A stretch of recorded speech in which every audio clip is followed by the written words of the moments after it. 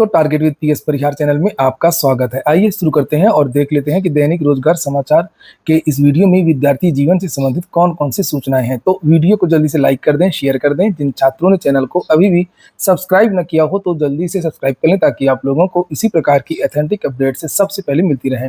आगे बढ़ने से पहले एक सूचना है उन विद्यार्थियों के लिए जो विद्यार्थी यूपी SSSC पीईटी की तैयारी कर रहे हैं। वे सभी अभ्यर्थी रचित प्रकाशन की इस बेस्ट बुक को ले सकते हैं जिसे आप लोग यहाँ पर देख रहे हैं। यूपी SSSC का जो सिलेबस है, जो पैटर्न है, जिस स्तर के प्रश्न पूछे जाते हैं उस प्रकार के प्रश्न इसमें रखे गए हैं।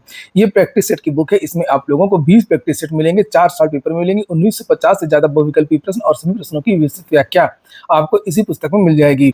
चक्षु प्रकाशन की ये बेस्ट बुक आप लोगों को सभी कॉपी किताबों की दुकानों में मिल जाएगी। अगर आप लोग ऑनलाइन मंगवाना चाहते हैं तो उसकी लिंक मैंने डिस्क्रिप्शन बॉक्स और कमेंट बॉक्स दोनों जगह उपलब्ध करा दी है। यहाँ पर आप लोग देख सकते हैं, पहले यहाँ पर ये प्रश्न दिए हुए हैं, उसके बाद में ये आंसर दिया गया है और उसके बाद में सभी प्रश्नों की इस तरीके से पूरी विस्तृत व्याख्या भी दी गई है। चक्षु प्रकाशन की यूपी SSSC पीईटी की और भी पुस्तकें आती हैं, जैसे आप लोग अभी प्रैक्टिस सेट देख रहे थे, इसी तरीके से इनका संपूर्ण गाइड आता है जिसमें चैप्टर वाइज पूरा का पूरा स्टडी मटेरियल मिल जाएगा। और इसी पुस्तक में आप लोगों को 4 शॉर्ट पेपर भी मिल जाते हैं और 2200 से ज्यादा बहुविकल्पी प्रश्न संभावित। इसकी भी लिंक मैंने डिस्क्रिप्शन बॉक्स में उपलब्ध करा दी है। अगर आप लोग चाहें तो इसको भी ऑनलाइन मंगवा सकते हैं। चलिए शुरू करते हैं। सबसे पहले एक सूचना है प्रयागराज के जो विद्यार्थी हैं उनके लिए रोजगार अधिकार अभियान के तहत 22 जून को शाम को 6 बजे दुर्गा पूजा पार्क सलोरी में संवाद का कार्यक्रम रखा गया है। कौन कौन से बिंदु हैं? देश और प्रदेश में बेरोजगारी के सवाल पर कैसे युवाओं को एकजुट किया जाए, सरकार को रिक्त पदों को भरने व बेरोजगारी की समस्या के निराकरण हेतु कैसे दबाव बनाया जाए, बेरोजगारों के अलग अलग समूह आंदोलन कर रहे हैं, इनको कैसे एक प्लेटफॉर्म पर लाया जाए। उत्तर प्रदेश सरकार का दावा है कि दोनों कार्यकाल में 8.5 लाख सरकारी नौकरियां दी गई हैं, जबकि यह सच्चाई से परे है। परिषदीय विद्यालयों से लेकर के माध्यमिक शिक्षा, उच्च शिक्षा समेत स्वास्थ्य, बिजली, सिंचाई आदि हर विभाग में बड़े पैमाने पर पद रिक्त हैं। एक अनुमान के अनुसार प्रदेश में 6 लाख से ज्यादा पद रिक्त हैं, वहीं देश भर में तकरीबन 1 करोड़ पद रिक्त हैं। रोजगार संकट का सीधा संबंध मौजूदा अर्थनीति से है। इन सवालों को लेकर के युवाओं समेत समाज के सभी हिस्सों में व्यापक स्तर पर संवाद कैसे स्थापित किया जाए ताकि रोजगार विरोधी नीति में बदलाव के लिए जन दबाव बनाया जा सके। राजेश ये नेशनल कोऑर्डिनेटर है रोजगार अधिकार अभियान के। तो जो भी विद्यार्थी हो आपके आसपास के, तो शाम को 6 बजे दुर्गा पूजा पार्क सलोरी में आ सकते हैं। अगली जो सूचना है वो डीएलएड प्रदेश अध्यक्ष रजत सिंह के बारे में किसी भी समाचार पत्र में जानकारी नहीं दी गई है। यहाँ पर आप लोग देख भी सकते हैं, कल भी देखा होगा, आज भी। लेकिन डीएलएड के जो प्रदेश अध्यक्ष हैं रजत सिंह, उनको पुलिस कस्टडी में रखा गया है। उनको 3 दिन की न्यायिक हिरासत में रखा गया है। और रजत सिंह प्राथमिक शिक्षक भर्ती की मांग के लिए प्रयागराज में इन्होंने एक बड़ा आंदोलन किया था और उसके बाद में जो विद्यालय मर्ज हो रहे हैं, जो सरकार विद्यालयों का विलय कर रही है, इसका भी तीखा विरोध कर रहे थे और चेतावनी भी दी थी।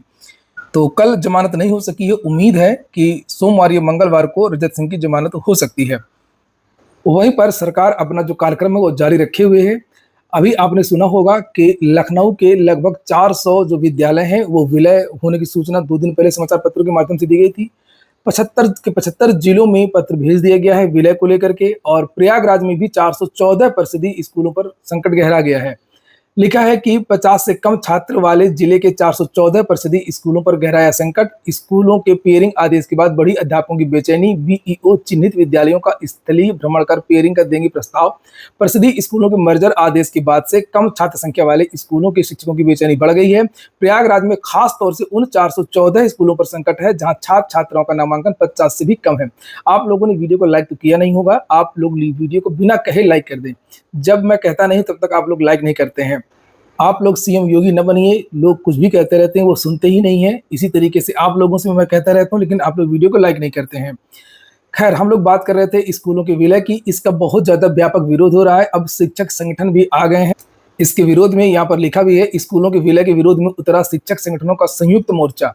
सभी शिक्षक संगठन। प्रदेश में कम नामांकन वाले परिषदीय स्कूलों के विलय का विरोध बढ़ता जा रहा है। शिक्षक शिक्षा मित्र अनुदेशकों के संयुक्त मोर्चा ने शनिवार को ऑनलाइन बैठक करके इस निर्णय का विरोध किया है और साथ ही यह भी कहा है कि जल्द ये निर्णय वापस नहीं लिया गया तो वे आंदोलन करने के लिए बाध्य होंगे।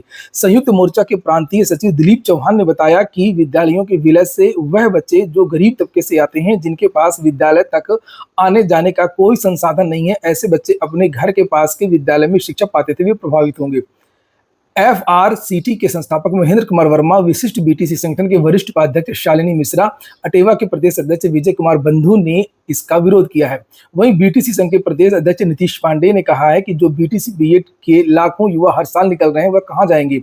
अगर ये जो विलय इन्होंने कर दिया तो निश्चित तौर पर अध्यापकों के जो पद हैं वो बहुत सारे समाप्त हो जाएंगे। इसके पहले भी 1 लाख से ज्यादा पद समाप्त हो चुके हैं। 2018-19 में ही लगभग 27,000 से ज्यादा प्राथमिक विद्यालय बंद हो चुके हैं। मैं सभी विद्यार्थियों से, सभी संगठनों से बात बता दूं कि ये सरकार बहुत जल्दी बैकफुट में आती है। अगर इसी तरीके से व्यापक विरोध हुआ तो निश्चित तौर पर ये जो आदेश है वो सरकार वापस ले लेगी, क्योंकि इसके पहले भी सरकार बैकफुट में आई। आपने देखा भी होगा कि 2020 के दौरान एक संविदा के नियम लागू करने की चर्चा हुई थी कि प्रदेश में जितनी भी सरकारी नौकरियां हैं सभी सरकारी नौकरों को 5 साल तक शुरू में संविदा के रूप में काम करना पड़ेगा। अगर उनका काम संतोषजनक होगा तो उनको परमानेंट कर दिया जाएगा। इसका बहुत बड़ा विरोध हुआ था।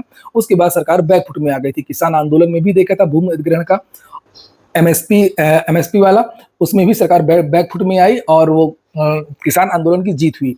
इसी तरीके से आरओ पेपर लीक में आप लोगों ने देखा, पुलिस पेपर लीक में आपने देखा, PCS one day one shift में भी आपने देखा। चलिए अब बात कर लेते हैं हम लोग शिक्षा सेवा चयन आयोग की। लिखा कार्मिक विभाग तैयार करेगा प्रारूप, होंगी 50,000 भर्तियां। शिक्षा सेवा चयन आयोग रिक्त पदों का अधियाचन मिलते ही जारी करेगा विज्ञापन। हालांकि इस तरीके की सूचनाएं पहले भी कई बार आ चुकी हैं, लेकिन अखबार में है तो देख लीजिए। अधियाचन के प्रारूप को लेकर के प्राथमिक, माध्यमिक व उच्च शिक्षा में 50,000 से अधिक पदों पर फांसी शिक्षक भर्तियां शुरू करने का रास्ता जल्द ही साफ होगा। कार्मिक विभाग उत्तर प्रदेश अधियाचन का प्रारूप तैयार कर रहा है। प्रारूप तैयार होने के बाद संबंधित विभाग नई भर्ती के लिए उत्तर प्रदेश शिक्षा सेवा चयन आयोग को रिक्त पदों का अधियाचन भेज देंगे। तो पोर्टल को लेकर के जो मीटिंग थी वो हो चुकी है और उसमें यह तय हो चुका है कि किस तरीके का प्रारूप रहेगा और किस प्रारूप में विद्यालयवार, आरक्षणवार, विषयवार जो अधियाचन है वो भेजा जाएगा। नीचे लिखा है आयोग के गठन को 2 वर्ष पूरे होने वाले हैं। आयोग को बेसिक, माध्यमिक, उच्च शिक्षा विभाग में शिक्षकों के पदों पर भर्ती करनी है, लेकिन संबंधित विभागों से रिक्त पदों का अधियाचन नहीं मिलने से नई भर्ती शुरू नहीं हो सकी। आयोग के प्रतिनिधियों और बेसिक, माध्यमिक, उच्च शिक्षा विभाग के अफसरों के बीच 10 बैठकें होने के बाद भी अधियाचन के प्रारूप पर विवाद बना रहा है। आयोग के सूत्रों के मुताबिक अगर संबंधित विभागों ने समय से अधियाचन भेज दिया होता तो अब तक परिषदीय विद्यालयों में 60 अध्यापक के तकरीबन 30,000 पदों, अशासकीय माध्यमिक, ये 27,000 पद वही वाले हैं, 68,500 वाले। अशासकीय माध्यमिक विद्यालयों में प्रशिक्षित स्नातक टीजीटी और प्रवक्ता पीजीटी के 20,000 से अधिक और अशासकीय महाविद्यालयों में तकरीबन 1,500 पदों पर भर्ती की जो प्रक्रिया वो शुरू हो जाती है असिस्टेंट प्रोफेसर की। विवाद खत्म होने के बाद, विवाद खत्म हो चुका है, अब कार्मिक विभाग अधियाचन का प्रारूप तैयार कर रहा है। इस कार्य को पूरा होने में 1 माह लगेगा और उसके बाद लिखा है तैयार प्रारूप संबंधित विभागों और आयोग को भेज दिया जाएगा कि इस प्रारूप में, इस कॉलम में किस तरीके से चीजें हैं वो आपको भेजनी है। प्रारूप तैयार होने को लेकर के अधियाचन मिलने में लगभग 2 महीने का समय लग जाएगा और 2 महीने बाद नई शिक्षक भर्ती का विज्ञापन जारी किया जाएगा। मैं पहले भी बताया था आप लोगों को कि साल के अंत में ही, अक्टूबर या नवंबर के महीने में ही आप लोगों को नई भर्ती को विज्ञापन देखने को मिलेंगे। वहीं पर टीजीटी पीजीटी की पुरानी भर्ती को लेकर के भी लिखा हुआ है। आयोग ने विज्ञापन वर्ष 2022 के तहत टीजीटी पीजीटी भर्ती परीक्षा की तिथि को लेकर के अभी स्थिति स्पष्ट नहीं की है। पीजीटी परीक्षा अगस्त के अंतिम हफ्ते में संभावित है। 21 और 22 जुलाई को प्रस्तावित टीजीटी की परीक्षा भी टलने के आसार हैं। इन दोनों परीक्षाओं को लेकर के असमंजस है। पीजीटी की परीक्षा 3 बार और टीजीटी की परीक्षा 2 बार टल चुकी है। अगली जो सूचना है वो पीजीआई की है। लिखा पीजीआई में नर्सिंग के 1397 पदों पर भर्ती आ गई है। आवेदन शुरू भी हो गए हैं।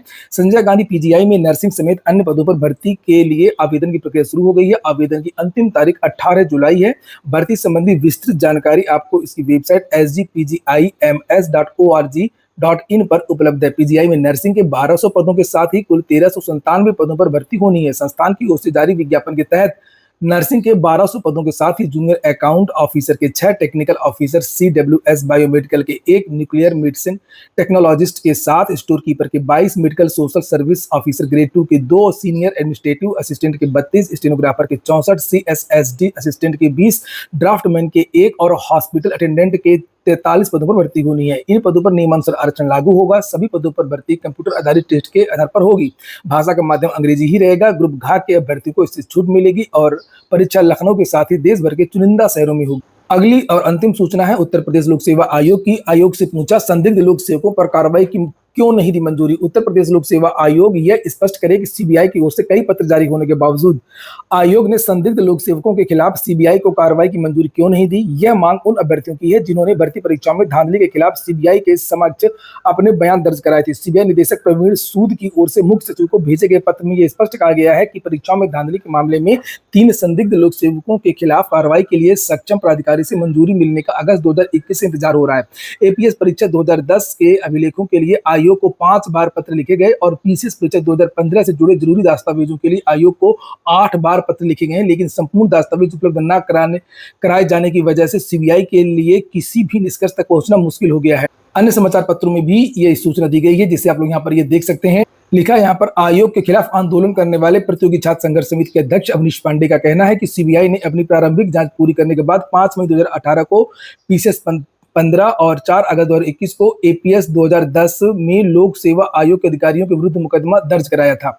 और अवनीश पांडे ने अब मांग की है कि सीबीआई को मुकदमा दर्ज करने की अनुमति दी जाए और सचिवालय प्रशासन विभाग के अधिकारियों पर कार्रवाई करते हुए सीबीआई जांच पूरी होने तक भर्ती घोटाले से नौकरी पाने वाले अपर निजी सचिवों को दिए जा रहे प्रमोशन को रोक दिया जाए। तो जब सीबीआई जांच करवानी ही नहीं थी तो आदेश क्यों दिया उत्तर प्रदेश की सरकार ने? अगली सूचना है एसएससी की। लिखा सीएचएसएल को आवेदन कल से संभावित। एसएससी ने अपने एग्जाम कैलेंडर में यह जानकारी दी थी कि एसएससी का सीएचएसएल यानी कंबाइंड हायर सेकेंडरी लेवल का जो नोटिफिकेशन है वो 23 जून को जारी हो जाएगा। तो ये इसी बात को लेकर के यहाँ पर लिखा है, कर्मचारी चयन आयोग की सबसे प्रमुख भर्तियों में से एक combined higher secondary level exam 2025 के लिए ऑनलाइन आवेदन सोमवार से संभावित है। किसी मान्यता प्राप्त बोर्ड से गणित विज्ञान में 12वीं पास युवा 18 जुलाई तक आवेदन कर सकेंगे। पहले चरण की कंप्यूटर आधारित परीक्षा 8 से 18 सितंबर तक प्रस्तावित है।